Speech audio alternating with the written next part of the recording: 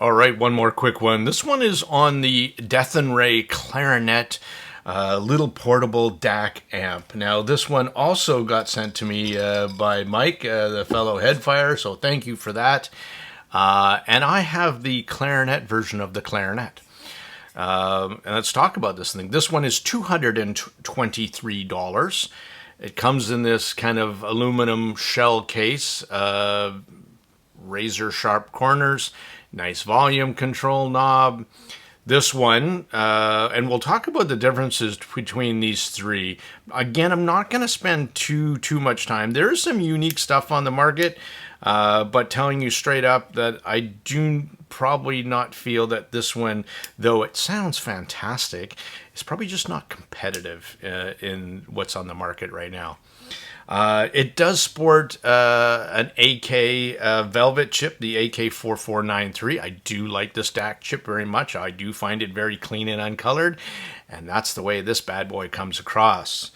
It's kind of cool that, in fact, it comes with a USB-C to USB-C right angle little cord. Nice. It also comes with two adapters. It comes with a coaxial and an optical adapter that plugs into a port on the front. This version has a 3.5 and a 4.4 on the front, and on the back it has your low-high gain switch, your your power for USB-C, and your DAC input. So you can do you can input three different ways on this one. And yes, you can charge this and use this while you're using your USB-C input as well. So that's kind of nice. Inside, it does have a battery. They say it lasts up to 7 hours. I never used it long enough to get to that, so usage may vary. The three models, to talk about that, the light is only 4.4, no 3.5, and there's only 2 volt RMS output and only USB-C input. This is the clarinet version. It has the 3.5 and the 4.4 single-ended and balanced and the same power, 2 volt RMS. Again, that spec is the same for the 3.5 as the 4.4, which is unusual in itself. And then there's the Pro version, 4.4 back only, 3.3 volts RMS, and you still get the optical and coaxial. So you're really paying for more power, and that's in fact what you would be paying. It's closer to $469. So quite up there. One thing that's also unique, which I didn't get a chance to test, is they do say there is 4 firmware versions of this with 4 different sonic signatures. Now, you need a PC to do it. I do not. I use Mac. Therefore, I couldn't test them, nor it's not my shtick. So I just used whatever was stock in here, which I think was... One thing else I noticed too is that if you use the optical and coax input, DSD is not supported, and I found out that the hard way. I couldn't figure out why my Astle and Kern, every time they'd come up with a track, it said not supported or something like that. So that I figured out that was it after reading the instructions. Now, I was listening to it from Soundwise. I had a bunch of IMs. I just got some new ones in. I got the RSV Mark IIs. I was using that Ambient Acoustics Mad 24s. I just shot a video from it, that 24 BA per side. My Alpha Omegas, a bunch. Some headphones too. Of course, my 400i's from Hi-Fiman. And I like the sound of this little DAC amp very much. Very clean, very uncolored, nothing boosted across the board. That's how I came across with pretty much all gear. Moon Hearts in Space, I was listening to one of the songs. I was trying to pull out details from Tina Gau's, that rock cellist. Standout stage, absolutely fantastic. I will say that. And then I started throwing it up against. I wanted to see how it come up against a couple of my favorite dongle DACs, and this is the Music Tech's Nepo A100. I love this thing to smithereens. This is $399. It's a bit quirky too, but I don't care because it sounds fantastic. And it was kind of funny. So I was throwing it up against these, and this is kind of the comparisons section. At $399, $223, I would pay more for the Nepo A100 just because it sounds that much better. It's smoother, it's more detailed, much darker background, definitely more layered, more separated between instrumental and the vocals, and image placements are where you can hear a guitar far left, up pop, back right, that kind of stuff. When you're listening to jazz, you can just envelop your whole brain into your, where you're sitting in the venue, where this one played it fantastically, but it just wasn't as layered or deep as the separated. So that's how I would go there. But at almost half the price, it gets you 85-90% there. That's pretty good performance in the standard version. At $469 for the Pro version, it still doesn't give you as much power as the A100 does.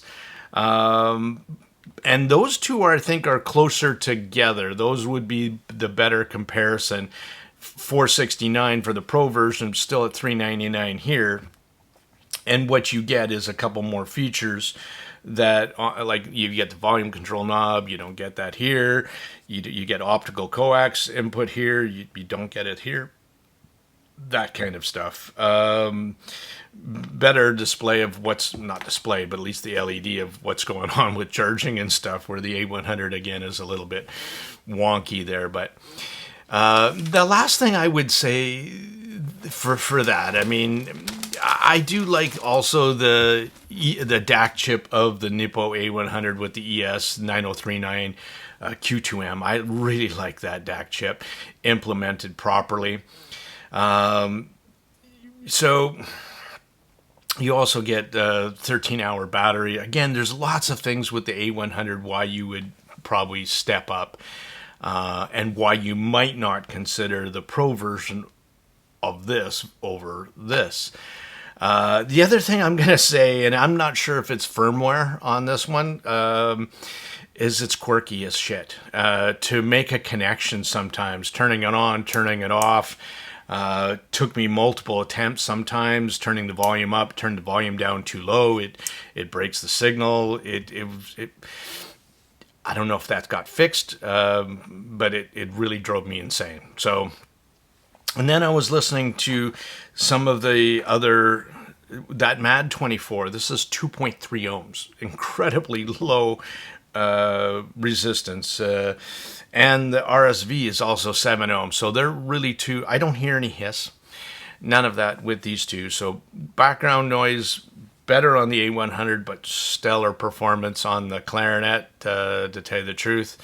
One thing I did notice, though, is when you switch this on to high gain, man, oh man, especially with the MAD 24, you just turn it up and the volume steps were super jumpy, and I didn't like that at all. So where the A100 had none of those issues, it does show the Clarinet up quite a bit. I think if the Pro version was at $399, same price, the two would be closer together than they were farther apart. But that's kind of the thing. So, and I don't know if the sound signature is different, but again, for sonic wise, I would still choose the Nepo A100 over the Clarinet at this point. And that really hammered home when I used the BGVP Solomon, and then I was listening to Stage, and then the Stage was just so much more 3D and immersive with the A100 over the Clarinet. So Last thing I'm going to talk about too is a couple of the other dongles that I have that I think are also fantastic value, and why I don't think at $269 or $229, sorry, $223, something like that, why the Clarinet is competitive. You could buy the Shandling, the UA6 battery, right? Non-Bluetooth version. Sounds fantastic as well. Long battery life. UP6 with Bluetooth. Better battery life. You could buy the Muse MUB5. I think I'm going to leave you with my final thoughts. And overall, I think the standard clarinet is fantastic sounding. It's easy to drive IMs, very and great for just very efficient headphones. The Pro would probably be needed. The Pro version be needed to push out much for harder to drive gear. But there's that huge price difference, and I'm not sure why that is. So I'm going to leave you with what I liked. I like the optical coaxial input capability. I like the smooth, clean, and uncolored sound. I love the size and the shape of actually this device. But I honestly do think you also need the case so you don't cut your hand on the case itself, right? I liked how solid the volume button was and the clicky. I think this is definitely a step up over your average dongle, your average under $100 dongle, that's for sure. I like the different sound profiles if you're willing to fool around with that stuff. Not test it again. So, and the things I didn't like, not so much. Again, much more expensive for the Pro version. The connectivity is, again, sporadic. Again, could be the firmware issue. I don't know. The sharp corners without the case. Yeah, you need the case. Limited output, and this was kind of where I was thinking it's just not that competitive in price. It's the same kind of power output as the Muse M5 Ultra, but lacks Bluetooth, lacks dual sound profiles with the tubes, and you could get that for $70 more, and I wasn't really that impressed with that one either, but I'm just saying, for the clarinet, asking for the over $200, might need to do a bit better on that one. So, or my advice to DETHONRAY would be to bring the Pro down to, again, the 200 mark, the 220, 250 mark. And then I think you'd be a lot more competitive with that and fix some of the quirkiness of the volume control. And I think you'd have a pretty awesome competitive piece out there. So that's my thoughts on the DETHONRAY Clarinet. And again, sure glad I got a chance to listen to this little guy. And I love my sources. So, Tone Deaf Monk, out for now.